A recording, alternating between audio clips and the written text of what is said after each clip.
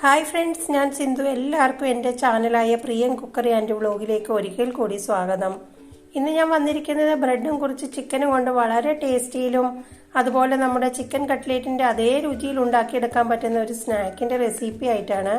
കുട്ടികളൊക്കെ സ്കൂളിൽ നിന്ന് വരുമ്പോഴോ അതുപോലെ ഗസ്റ്റൊക്കെ വരുമ്പോൾ നമുക്ക് പെട്ടെന്ന് തന്നെ ഉണ്ടാക്കിയെടുക്കാൻ പറ്റും ഈ സ്നാക്സ്. ഉണ്ടാക്കിയെടുക്കാനാണെങ്കിൽ അധികം സമയമൊന്നും എടുക്കില്ല. അതുകൊണ്ട് എല്ലാവരും ഇതൊന്ന് ട്രൈ ചെയ്ത് നോക്കണേ. അതിനായിട്ട് ഞാനിവിടെ ഒരു കടായി ചൂടാവാൻ വെച്ചിട്ടുണ്ട്. കടായി ഒന്ന് ചൂടായപ്പോഴേക്ക് അതിലോട്ട് ആവശ്യത്തിന് ഓയിൽ ഒഴിച്ചു കൊടുക്കാം. ഓയിലൊന്ന് ചൂടായപ്പോൾ വളരെ ചെറുതായിട്ട് കട്ട് ചെയ്ത ഒരു വലിയ സവാള ചേർത്ത് കൊടുക്കാം. ഇനി ഇത് നന്നായിട്ട് വഴറ്റിയെടുക്കണം. നല്ല സോഫ്റ്റ് ആയിട്ട് വരണം. ഇതിലോട്ട് ഒരു അര ടീസ്പൂൺ ഉപ്പ് കൂടി ചേർത്ത് കൊടുക്കാം. ഉപ്പ് ചേർത്ത് കൊടുക്കുമ്പോൾ നമ്മുടെ സവാള നമുക്ക് പെട്ടെന്ന് തന്നെ വഴറ്റിയെടുക്കാൻ പറ്റും.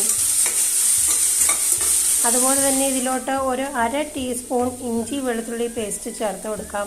ഇഞ്ചി വെളുത്തുള്ളി പേസ്റ്റ് ചേർത്ത് കൊടുക്കുന്നത് എന്തിനാണെന്ന് വെച്ചാൽ നല്ലൊരു ഫ്ലേവറൊക്കെ നമുക്ക് കിട്ടും. പക്ഷേ ഇത് കൂടുതൽ ചേർക്കാനും പാടില്ല.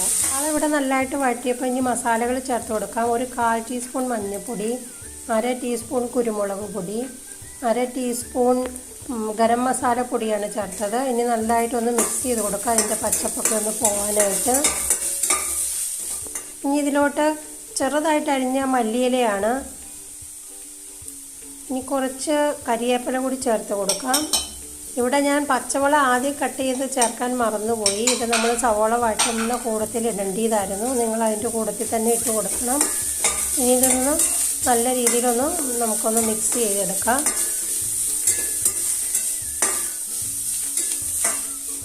ഇനി ഇതിലോട്ട് ഞാനിവിടെ ചേർക്കാൻ പോകുന്നത് ചിക്കൻ ചെറുതായിട്ട് കട്ട് ചെയ്ത് വേവിച്ചെടുത്തതാണ്. ഇത് നല്ലതായിട്ട് കട്ട് ചെയ്ത് മഞ്ഞളും ഉപ്പും ഇട്ട് വേവിച്ച് വെച്ചിരുന്നതാണ്. ഇതിട്ട് കൊടുക്കാം. ഈ ചിക്കൻ്റെ സ്ഥാനത്ത് നമുക്കിവിടെ വേണമെങ്കിൽ ഒരു 3 മുട്ട പൊട്ടിച്ചൊഴിച്ച് നല്ലതായിട്ട് തോരൻ പോലെ ഉണ്ടാക്കിയെടുക്കാവുന്നതാണ്. ഇവിടെ ചിക്കൻ ഓൾറെഡി വേവിച്ച് വെച്ചിരുന്നത് കൊണ്ട് ഇനി നമുക്ക് കൂടുതൽ സമയം ഫ്രൈ ചെയ്യേണ്ട ആവശ്യമില്ല.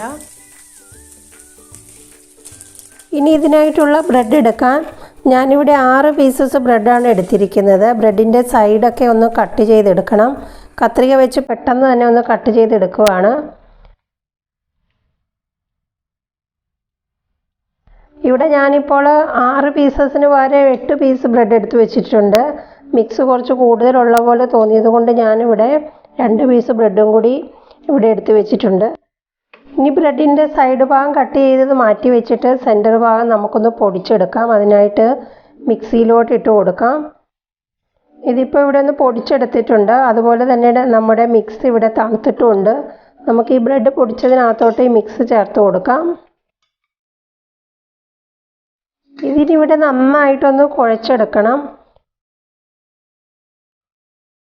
നമുക്ക് കയ്യിൽ വെച്ച് ഉരുട്ടിയെടുക്കാൻ പാകത്തിന് കുഴച്ചെടുക്കണം. അഥവാ ഉരുട്ടിയെടുക്കാൻ പാകത്തിന് കിട്ടുന്നില്ല എങ്കിൽ കുറച്ച് വെള്ളം കൂടി തളിച്ചിട്ട് നമുക്കിതൊന്ന് കുഴച്ചെടുക്കാം. എന്നിട്ട് നമുക്കിങ്ങനെ കയ്യിൽ വെച്ച് എന്തെങ്കിലും ഒരു ഷേപ്പിൽ ആക്കിയെടുക്കണം. ബാക്കിയുള്ളത് നമുക്ക് അതുപോലെ തന്നെ ഷേപ്പിലാക്കിയെടുക്കാം. ഇവിടെ ഇപ്പോൾ എനിക്കിതൊരു നല്ല ഷേപ്പിൽ കിട്ടിയിട്ടുണ്ട്. ഇത് നമുക്ക് കട്ട്ലേറ്റിൻ്റെ ഷേപ്പിലോ അല്ലെങ്കിൽ ഏതെങ്കിലും ഷേപ്പിൽ നിങ്ങളുടെ ഇഷ്ടം അനുസരിച്ച് ഇത് ഷേപ്പിലാക്കിയെടുക്കാം. ഞാനിവിടെ എല്ലാം റെഡിയാക്കി എടുത്തിട്ടുണ്ട്. ഇപ്പോൾ നമ്മൾ എടുത്തു വെച്ചിരിക്കുന്ന ബ്രെഡിൻ്റെ സൈഡ് കൂടി നമുക്കൊന്ന് പൊടിച്ചെടുക്കാം. ഇവിടെ ഇപ്പോൾ അതും പൊടിച്ചെടുത്ത് മാറ്റി വെച്ചിട്ടുണ്ട്.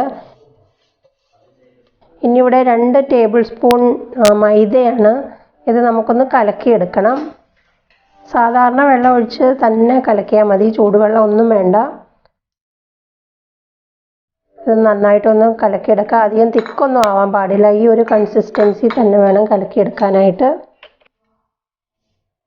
ഇനി ഇത് ഓരോന്നായിട്ട് ബ്രെഡ് ക്രംസിൽ പൊതിഞ്ഞെടുക്കണം. ആദ്യം നമുക്കിത് മൈദയിൽ കലക്കിയതിൽ മുക്കിയിട്ട് ബ്രെഡ് ക്രംസ് കൊണ്ട് നന്നായിട്ട് പൊതിഞ്ഞെടുക്കണം. ഇതേ രീതിയിൽ നമുക്ക് മുഴുവനും തന്നെ ഇങ്ങനെ ആക്കിയെടുക്കാം. ഒന്ന് ബ്രെഡ് ക്രംസിൽ മുക്കിയതിന് ശേഷം നമുക്ക് വേണമെങ്കിൽ ഒന്നും കൂടി ഒന്ന് ഷേപ്പാക്കി എടുക്കാം.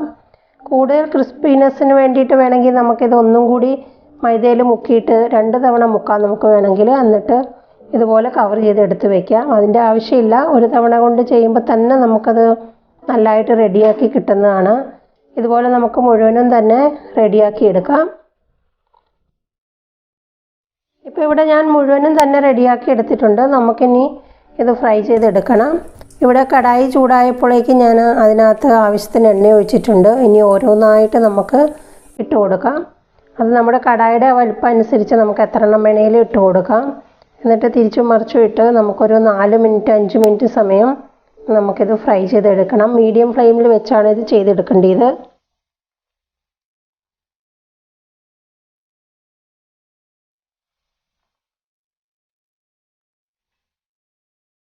അങ്ങനെ ഇതിവിടെ റെഡിയാക്കി കിട്ടിയിട്ടുണ്ട്. ഇതുപോലെ തന്നെ നമുക്ക് മുഴുവനും തന്നെ ഫ്രൈ ചെയ്തെടുക്കാം.